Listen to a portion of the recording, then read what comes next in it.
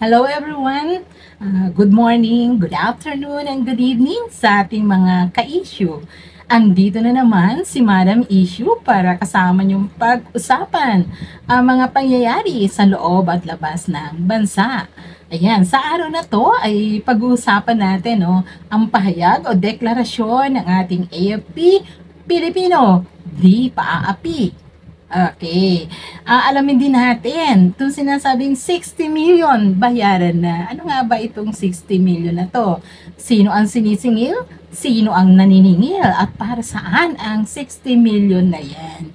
Okay. So, pero bago tayo magpatuloy, huwag kalimutang mag-subscribe sa ating YouTube channel, Madam Issue, dahil ating pag-uusapan ang mga issue dapat alam mo. Yan.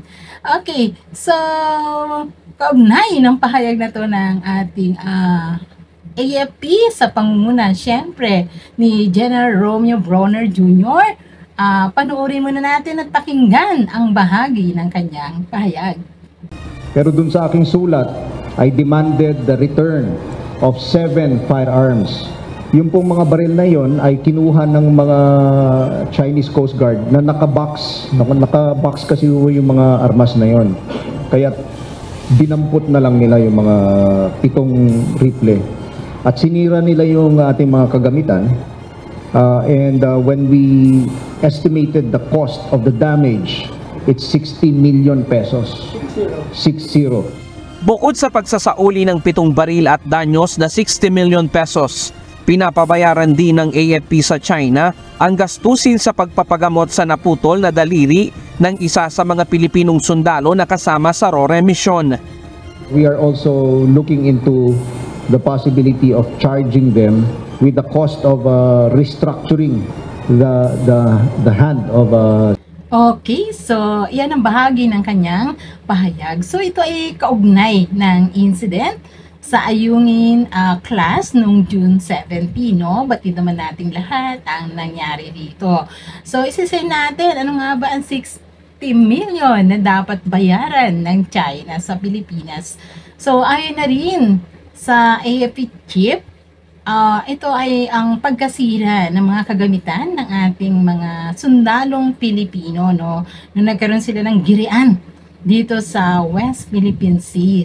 So, maraming gamit na nasira, kasama na ang pagkabutas ng 2 rubber boat at di umano ang pagtangay sa ilang kagamitan at maging sa cellphone ng mga sundalong Pilipino. Okay. So, kasama rin dito sa sinisingil na to yung sinasabing 7 firearms na di umano nakakahon pa nung kuni ng mga sundalong Chino dito sa pangyayaring ito. Okay, at kasama rin nilang sisingilin di umano ang pagpapagamot dun sa isang sundalo na naputulan ng daliri, no? Since ating medical technology ay masyadong mataas ang antas, so sinasabing sa pagpapagamot dito, maaaring bumalik uli ang dating function ng kanyang daliri o ang kanyang kamay. Kaya ang pagpapagamot ay isasama sa paniningil na ito ng ating AFP sa China. Okay, so ang tanong, okay, ano na nga ba ang ginawang hakbang ng ating AFP kaugnay ng pangyayaring ito? Okay, ayon kay General Bronner Jr., sila ay gumawa ng letter at ito ay pinadala sa National Defense at sa ating Department of Foreign Affairs para maipabatid, no? At maidala sa China at magkaroon sila ng kaalaman tungkol sa demand ng ating AFP.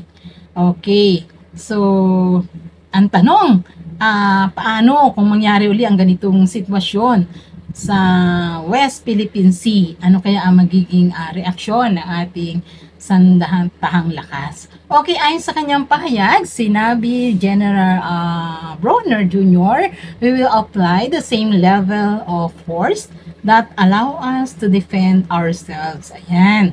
So, gagawin pa rin daw yung dating level, diba, ng puwersa na kanila isinagawa para depensahan ang ating bansa, no? Okay, so ang sabi niya, kung gagamit ng kutsilyo, ang mga Chino, gagamit din ng mga sundalong Pilipino ng kutsilyo. Kumbaga ay tatapatan kung anong uri ng kanilang gagawin, yun din ang ganti na gagawin ng ating sandatahang lakas. So, sabi niya ay di naman lalabis dun sa tinatawag na concept of proportionality. Ayan.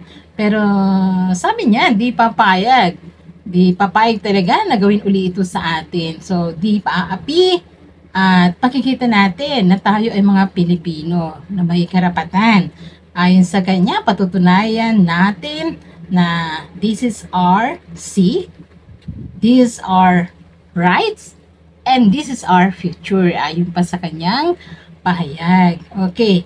So, ano ang masasabi nyo? Type lang po ang ating comments sa ating comment section. Okay. So, kaugnay nito ay ano naman kaya ang utos na ating mahal na Pangulong BBM? Kaugnay ng pangyayaring to, no, na parang medyo talaga nakakabigla na at nagdudulot ng pangamba sa maraming Pilipino kasi umiigting, di ba? Lumalala ang alitan na ito, ang girian sa pagitan ng mga sundalong Pilipino at sundalong Chino. Okay, so ayon kay BBM, nagbigay siya ng pahayag na ang kanyang pahayag ay specific instruction ni BBM ay de-escalation sa pagitan ng China at Pilipinas. Okay, so gusto niya ma-de-escalate ang umiinit nga na girian sa pagitan ng mga sundalong Pilipino at Chino.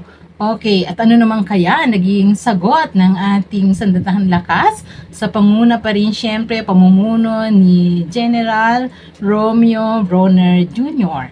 Okay, so ayon naman sa kanya, will be following the order of our Commander-in-Chief and our President.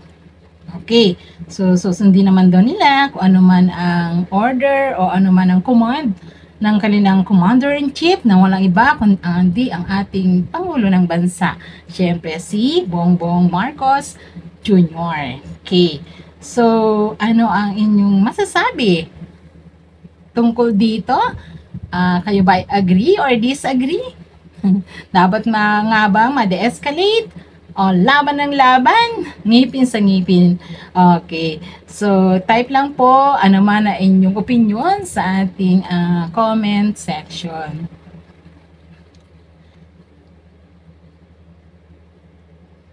Okay, so sa araw na to, ito po ang paksa na ating tinalakay at sana patuloy niyong subaybayan ng ating YouTube channel. Salamat po sa inyong lahat. Bye for now.